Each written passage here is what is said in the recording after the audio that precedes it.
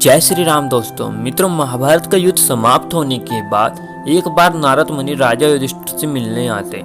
तब युधिष्ठिर नारद मुनि जी को बताते हैं कि मेरी माता कुंती देवी ने एक बात सबसे छिपाई थी, उसके लिए मैं इस समय सबसे ज्यादा दुखी हूँ। जो अद्वितीय रथी कह के विख्यात थे, जिनकी गति और पराक्रम सिंह के समान था, जो 10,000 हाथियों के समान बलशाली थे, जो स्वभाव से दयावान, दाता और व्रतों का पालन करने वाले, अत्यंत पराक्रमी, निर्मल हृदय वाले, ऋतु स्वभाव और धृतराष्ट्र पुत्रों के आश्रय स्वरूप थे, जो अद्भुत पराक्रम प्रकाशित करने वाले, शीघ्र अस्त्र चलाने में समर्थ, महाबलवान वीर, प्रतियुद्ध में हमारी विजय में बाधा उत्पन्न करने वाले थे। वह हम लोगों के भ्राता थे और गुप्त रूप से उन्होंने कुंती के गर्भ से जन्म लिया था। आज मृत पुरुषों को जल देते समय मेरी माता कुंती ने कहा कि कर्ण सूर्य के प्रभाव से मेरे गर्भ से उत्पन्न हुए थे।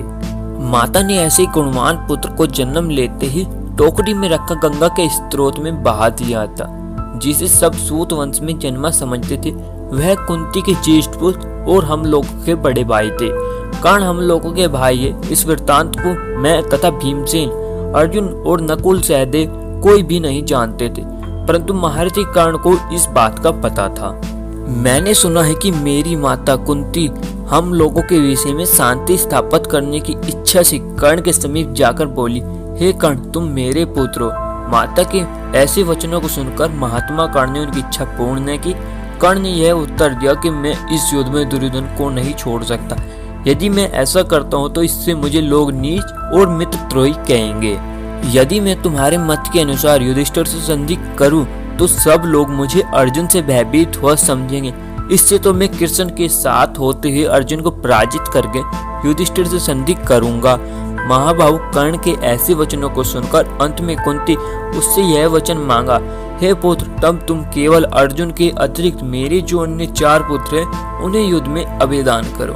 तब कर्ण माता कुंती से कहते हैं, यदि तुम्हारे अन्य पुत्र युद्ध करने में असमर्थ होकर मेरे वश में भी होंगे, मैं तब भी उनका वध नहीं करूंगा।